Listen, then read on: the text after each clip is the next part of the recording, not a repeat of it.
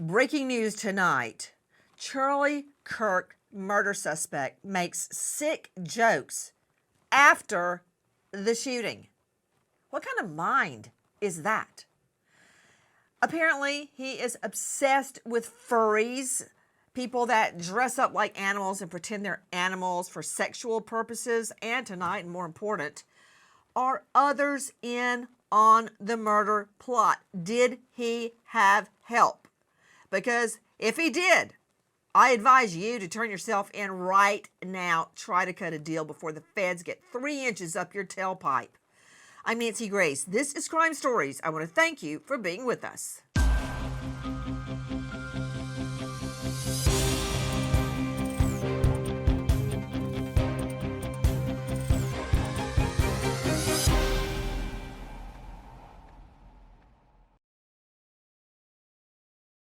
Breaking news tonight. The lone shooter, the assassin that gunned down 31-year-old Charlie Kirk. We already have a suspect in custody, Tyler Robinson, a 22-year-old Utah resident. Good morning, ladies and gentlemen.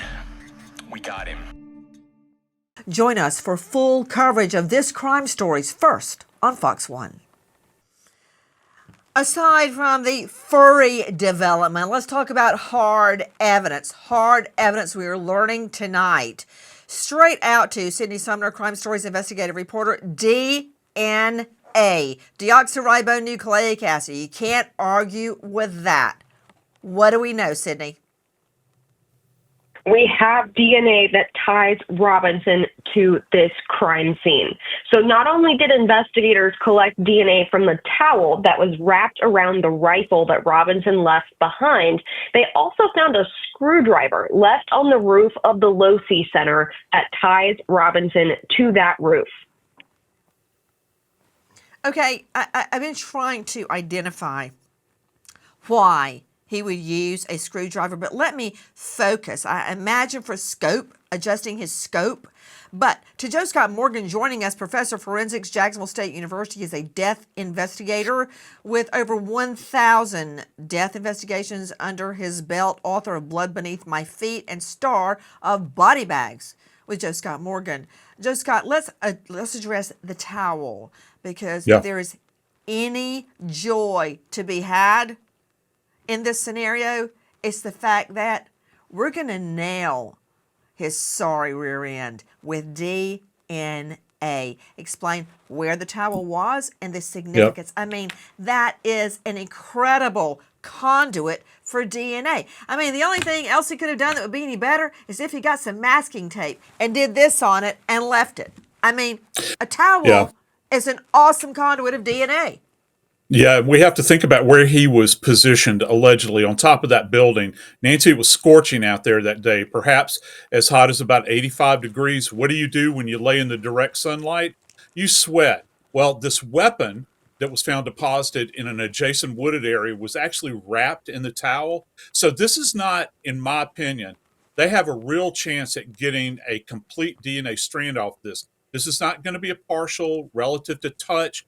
This could be sourced directly out of bodily fluids from his sweat, or maybe the oil off of his fingers, because he's touched this, wrapped the towel, or wrapped the weapon in the towel and deposited it, left it behind, and left behind potentially his DNA fingerprint.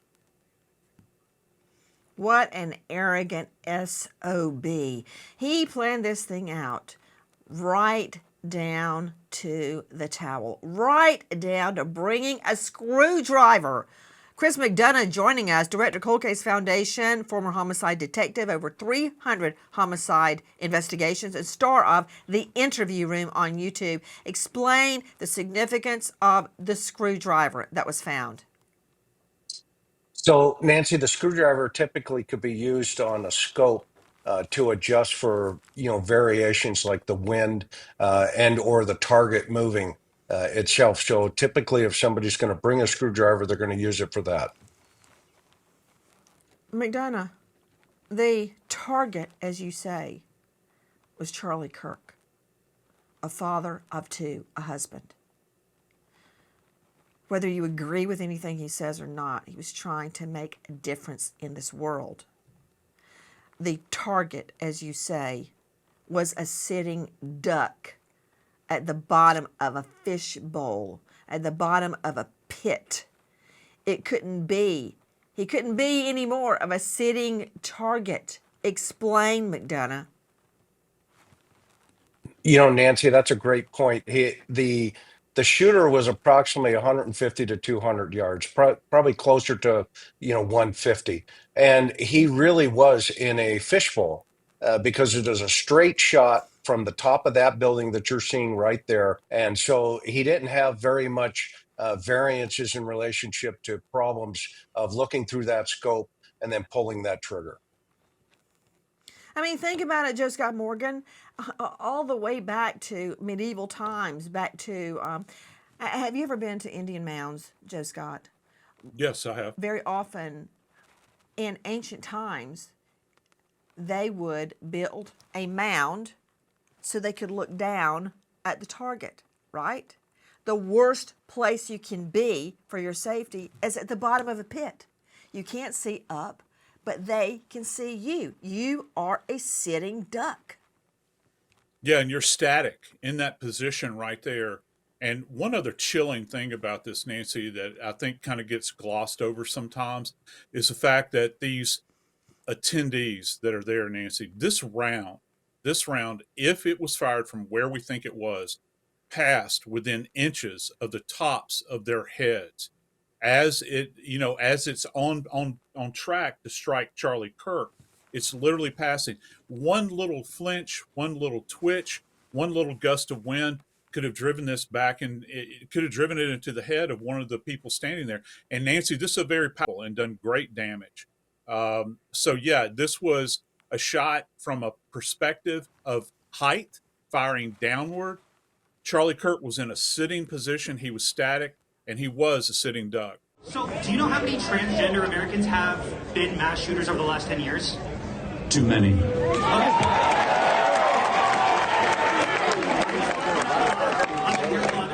5. Okay, now 5 is a lot, right? I'm gonna give you some credit. Do you know how many mass shooters there have been in America over the last 10 years? Counting or not counting gang violence? Great. Chaos on the Utah Valley University campus has thousands of students and locals run from Kirk's booth, screaming. Kirk's security team rushes into action, putting pressure on Kirk's wound and escorting him to a waiting SUV to take him to the hospital. It was too late. There is video of Kirk wrapped in some type of a gray sheet or blanket, and people are holding his body, racing him to the back of a vehicle that takes off. But it was too late. He was shot through the neck. I want to go to Tiana Lau joining us, a student that was there a few yards away from Charlie Kirk when he was murdered. Did you hear Joe Scott Morgan state that that bullet likely traveled inches from you and your friend you brought? Yes, I did hear about that. I mean, it's so terrifying to hear that we would have possibly been shot as well. Tiana, tell us what happened that day. So it was into the second question when me and my friend heard the gunshot go off. We both immediately looked up into the sky, thinking that there might have been a firecracker of some sort. We didn't think it was real until we started seeing everyone saying, "Get down, get down." Everyone started ducking down and started running towards the building behind us. You stated when you first heard the gunshot, you didn't realize it was a gun. What did you think it was? I thought it was a firecracker. I don't know, maybe some sick joke of some sort. I had no idea that it was real. I didn't think anything like that would happen on campus. What did you do when you heard that? So when I heard that, the only thing that was going on in my head was, is there going to be a second shot go off? So I immediately ducked down, as everyone else was saying. I wrapped my arm around my friend to protect her, like that would do anything. But I started running back towards the building behind us, and that was when I started turning back to see if there was anyone that got shot. But unfortunately, my eyesight was too hazy because I was crying so much, so I couldn't really see anything clearly. Were you afraid there would be more gunshots? Yes, for sure. I invited my friend to come with me, so I felt responsible for everything. I was scared that other people were going to get hurt. How close were you to where Charlie Kirk was seated? It was maybe about a couple feet away. He was on the ground floor, and there were steps going up. So I was on the third step away from him. You ran into a building. What building? It was near the Keller building. It was towards the business school that we would always go to for our classes. When you got into the building, what, if anything, did you learn? So that was when we started going in lockdown, and I started hearing people calling their families saying that he got shot in the chest, then the neck. I was hearing a bunch of misinformation. I didn't know what was what. And that was also when I heard that the suspect was in custody. So in that moment, I thought, I'm safe, right? But fortunately, even though that wasn't the right person under custody, that was able to keep my mind at ease. What does your family have to say about this? Oh my goodness, it's just it's it's really heartbreaking. Um, Personally, my family really admired him for what he was doing for the community, expressing his own opinions and showing others that they can also debate about things that they strongly agree about peacefully. So we were both really heartbroken. I was shaking uncontrollably when I heard the news about his passing and couldn't stop crying. What do they think about the fact that you came so close to being shot yourself? Anyone around the stage, close to where Charlie Kirk was sitting, could easily have been shot with one gust of wind.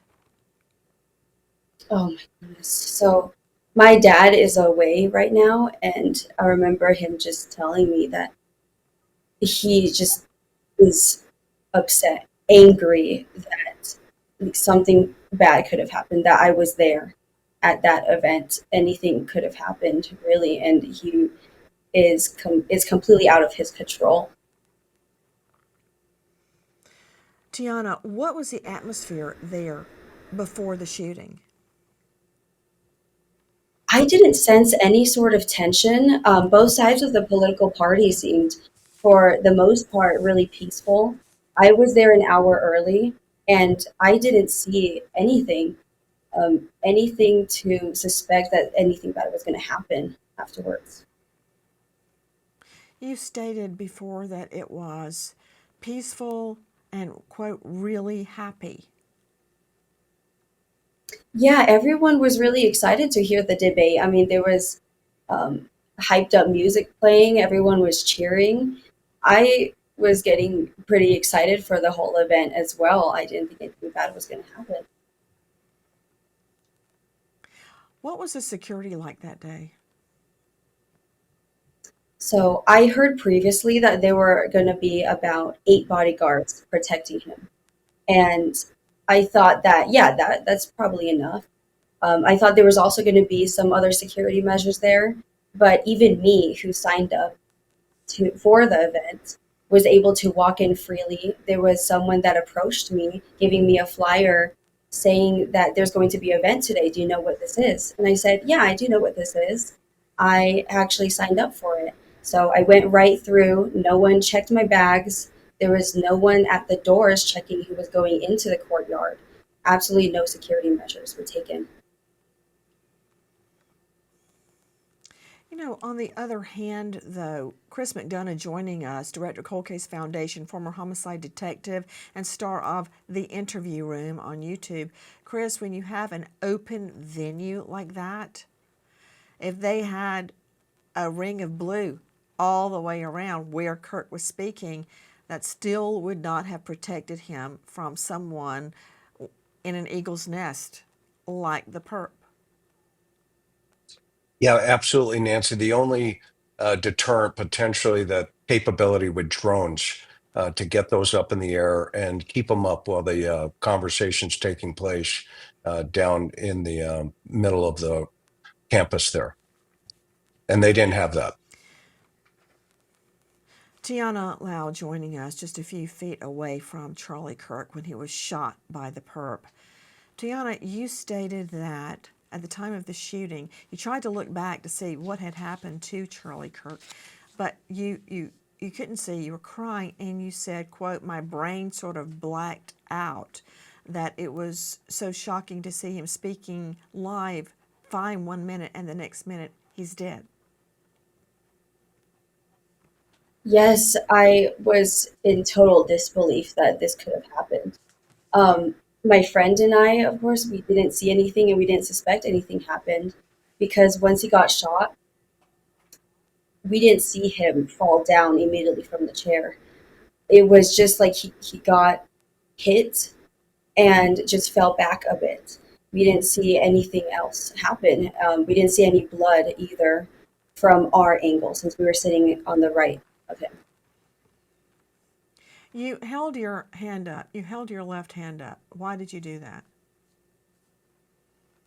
I do have some friends who were sitting a little bit towards the front.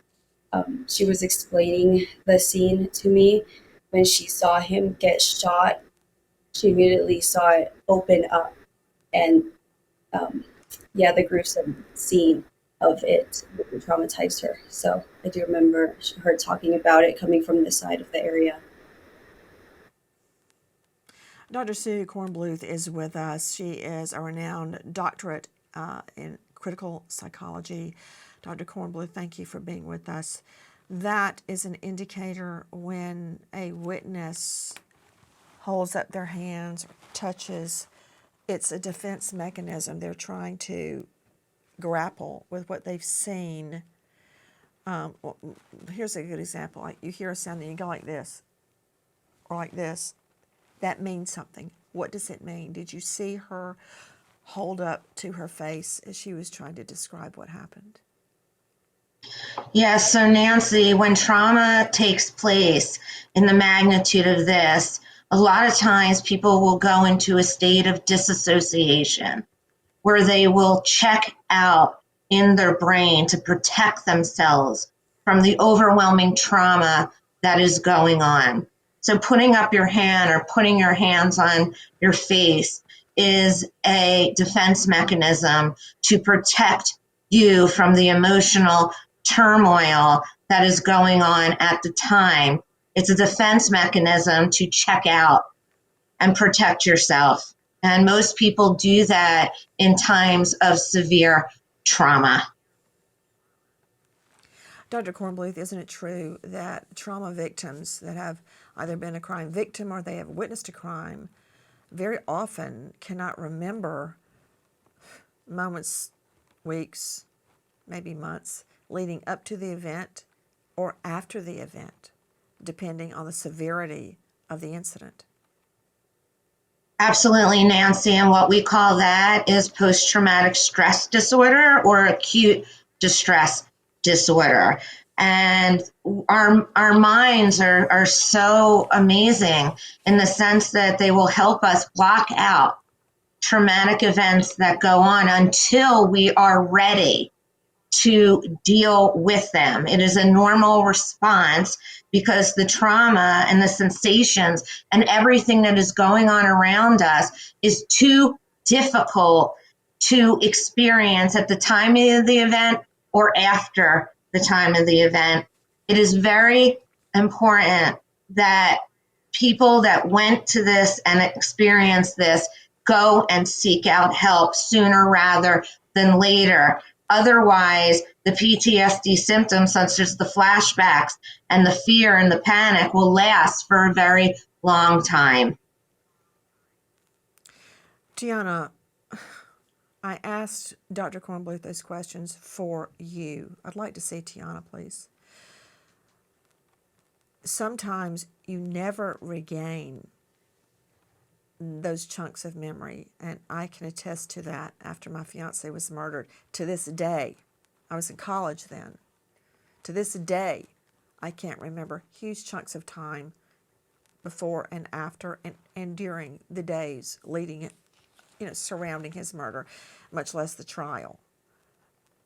I think sometimes people are never ready to remember. I'm thinking about your friend that saw, as you say, blood gushing out of Charlie's throat. And you know what else? His children are going to grow up and they may seek out that video to find out what happened to their father. And they'll never forget it. That will be the imprint in their mind. They will see that and they will never forget it. Of that day, Tiana, of that moment, before, during, after, what is your most vivid recollection as we go to air tonight? I still clearly, even though if I can't remember anything else, I still clearly remember the gunshot go off because it was definitely something I've never really heard before. And also just the mass of people ducking down and comforting families. That was really what stuck with me in that moment. Sydney Sumner joining me from Crime Stories. Sydney, now we are learning that this grade A-hole took a page out of Luigi Mangione's book and took the time and effort of forethought to engrave the bullets. Really? Explain. Yes, all 4 bullets that were ready to go, even the one that was fired, had inscriptions on them. And 2 of them are really jokes. The first one, notices bulge, capital OWO, what's this? It's a meme. It has to do with furries. It's put out on sites like Sydney, 4chan it has to and do Reddit. with an Okay, Yeah, you're a grown woman. You know what that is, right? So he is writing about an erection in furries. Wait a minute, isn't there something taken from an Italian song that is now connected to the resistance to fascism? Isn't that true? This Yes. silver spoon-fed boy out of the suburbs is writing about fighting fascism on a bullet? Really? Well, Tell me. And get this. It's not even about actual fascism. So many believe Robinson got that reference to Bella Ciao from a video game, Helldivers 2, where you're actually fighting with a fascist government against aliens. So, hey, fascist, catch with the arrow symbols.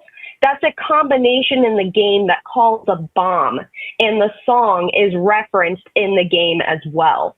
So he didn't even actually have a historical reference to this. It was from a video game.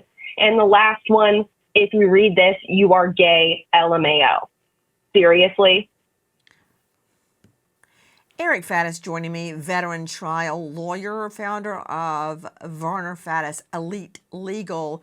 Okay, Faddis, you got your hands full with this one. I think the best route for the defense is to try to make a quick plea deal, but I don't think the state is going to plead this down. I think they're going to seek the death penalty. But think about it. Here is a silver spoon-fed boy out of the suburbs talking about fascism and, hey, look at my erection. What's that bulge? Really? On a bullet that was intended for Charlie Kirk? A jury's not going to like it, Faddis. Certainly, it appears that the shooter, was very cavalier about how he went about this, about some of his messaging that was associated with this horrendous alleged act. And I think you're right, Nancy. The governor of Utah has said as much, that they're going to pursue the death penalty for aggravated murder. One of the potential grounds for that is that this act gave a great risk of death to another. And so, as we were talking earlier, that bullet could have gone into somebody else. It could have caused a stampede. People could have been trampled and died. And so, certainly, death penalty is on the table, and not a ton of defenses that appear glaringly obvious at this point. But of course, Faddis, you never know, do you? What's going to happen if you get a weak prosecutor like in Brian Koberger? We're all up the creek without a paddle, because he'll do a closed door deal and it'll be over before it even goes to trial. So eyes on the state here. Eyes on the state. Don't screw this up. Just the arrogance, the arrogance. Joe Scott Morgan joining us, professor of forensics, Jacksonville State University, author of Blood Beneath My Feet on Amazon, star of Body Bags with Joe Scott Morgan hit podcast. The arrogance this a-hole had. And look, I could not care less than I do who agrees with Charlie Kirk or who disagrees with Charlie Kirk or who hates him, who has time to hate somebody they've never met or agrees with him. Don't care. Doesn't matter. Not part of my equation. My equation is, what can I prove? That's the way I see the world. Is it probative? This is probative, Morgan, because it tells me this POS took a lot of time planning this. I mean, engraving the bullets. Yeah, and not just that, Nancy, but also a familiarity with the environment. How did he know to get access to that roof through an internal staircase? How did he know what time Charlie Kirk was going to be speaking? Did he look for points of ingress and egress, trying to get out of there? I think that he probably had. This is not something that he just woke up one morning and decided to do. This is something that required planning. And like you said, how long does it, I don't have an answer to this. How long does it actually take someone to engrave a brass round with a particular sayings? You have to think these things up and then, exactingly write them down on the side of these rounds. There's a lot of planning that goes into this. And again, I think this is probably going to galvanize the state relative to just the physical evidence that they have, which is mounting every single second that goes by. Dr. Kornbluth, this guy had 2,000 hours of video games that he had online. In other words, I don't know who has time to do this, but he would play online and post it, and other people would watch the screen, watch him play. Talk about nothing better to do. Go get a job. Just to do something. That said, was this just all a big game to him? Great question, Nancy. I would say possibly it was. People that play video games to that degree often live in a fantasy world, Nancy. And what I think was happening here is, one, he loved to have attention on himself, hence people watching him play. Two, this was sadistic, it was premeditated, and he was planning this for a very long time.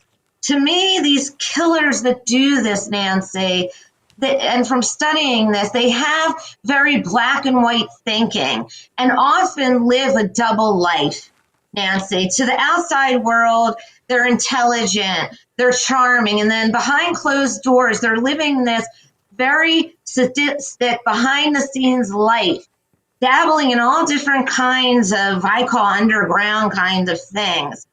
And in this particular case, what troubles me the most, and I'm sure it does you too, there's this kind of hero mentality going on.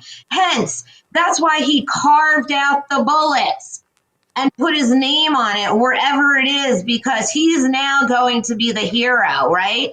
And that's what video games are about, being the hero in the end. I'm just curious as to whether anyone helped him, which is an avenue of inquiry tonight. But his neighbors were shocked. Listen. In the last hour, I started noticing a lot of traffic coming, and I was like, wow. And then I went, oh, literally, it's the neighbor. I can tell you I walk my dog frequently. Every day I drive by their house. You know, this is kind of nerve-wracking. He made a bad decision on his own, and I don't think his family had any idea whatsoever. I really don't. That's the consensus. Family knew nothing. I can't say that for his furry friends. Question to Chris McDonough, joining us from the Cold Case Foundation, star of the Interview Room. Chris, you walked the crime scene. You walked the neighborhood. What did you learn? What did you see in the neighborhood? You know, Nancy, I think there's among the neighbors that this was 100% a shock to all those that knew the family. And what was interesting about that is, as we were there, we could tell that the family themselves, they had isolated themselves into that house. There was a law enforcement officer that was parked out front in a truck, and they were obviously waiting for the initial search warrant to get. That's that truck right there. That's a law enforcement officer. And they're getting ready to hit that house at some point with that search warrant and also gather the car. They later moved everybody back. There was a bomb threat to the house. And so there was this complete, pandemonium taking place. Within an hour to a bomb threat and hundreds of media sitting on that street. Man, you look at this house, they've got it all. The husband, the wife, the nice house, the 3 children, and the son, this one, apparently really smart. He was at the top 1% of his ACT, got a scholarship, the works, but I don't know what went so wrong from good son to murder suspect. Also, extremely disturbing in the wake of Kirk's murder. Ghouls are taking great joy in his death. I saw what purports to be a cartoon, and it had Kirk's tent, and it was surrounded, by the words, as they always are, "Prove me wrong." And then under that was a blood spatter. What was that, the funny part? People think this is something to celebrate. Listen. Matthew Dowd, an MSNBC political analyst, has been fired for his insensitive comments on Kirk's death. NFL staffer Charlie Rock of the Carolina Panthers was also fired for writing a post about Kirk, starting with, "Why are y'all so sad?" Laura Sosh-Leidy, assistant dean at Middle Tennessee State University, was also let go for posting that she had zero sympathy for Kirk. And I always go back to hateful thoughts lead to hateful words, which then lead to hateful actions. Which leads to you getting your ass fired. That's where that goes. That's where friends over at NBC News, MSNBC. What is wrong with these people? There was one teacher, believe it or not, Dr. Kornbluth, that showed her elementary school class the video of the shooting. Oh, Nancy, that just breaks my heart. To me, Nancy, this kind of way of acting in the world is just so sick to me. What I think this is really about, Nancy, at the end of the day for people doing this, is a complete lack of compassion and empathy for others and for human life. and it is despicable and it is disgusting. And no matter what side you stand for, this is human life. And we must respect that. Just the thought of I'm looking at his wife, Erica, their children. What's going to happen to them? Living without a dad and knowing that he was murdered. Tiana Lau joining us, who was there just feet away from Charlie Kirk when he was shot. One gust of wind, one dust particle in the killer's eye at the time he pulled the trigger. It could have been her and her friend. What say you to the people that are celebrating a murder, laughing about it, making fun of it, writing cartoons about it? Yes, I have many friends from both sides of political parties, right? But this doesn't excuse any action to take just because you don't have the same opinion as someone. My friend is an international student. She came here looking for a better education. And the fact that she had to witness this just says a lot about the community right now. How has this affected you, Tiana? I believe it has definitely affected me negatively. It took a huge toll on me once I heard about his passing. I didn't think anything bad was really going to happen. So this is definitely something that I'm going to remember long term. That ringing in my ears of the gunshot going off, everyone ducking down, truly a terrifying experience I'm never going to be able to forget about. The evildoers responsible for my husband's assassination have no idea what they have done.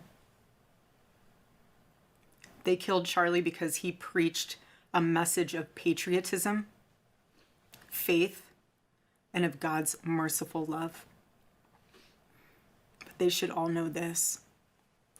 If you thought that my husband's mission was powerful before, you have no idea. You have no idea what you just have unleashed across this entire country. That from Kirk's Turning Point USA. Right now, the feds and the locals are looking for anyone that aided and abetted the shooter. Much has been made of a roommate that's a furry that is transitioning from male to female. None of that matters. All that matters is to why this happened and how it happened, and seeing justice meted out. If you know or think you know anything about this case, whether you think it is insignificant or not, dial 801-579-1400. Repeat, 801-579-1400. We wait as justice unfolds. Good night, friend.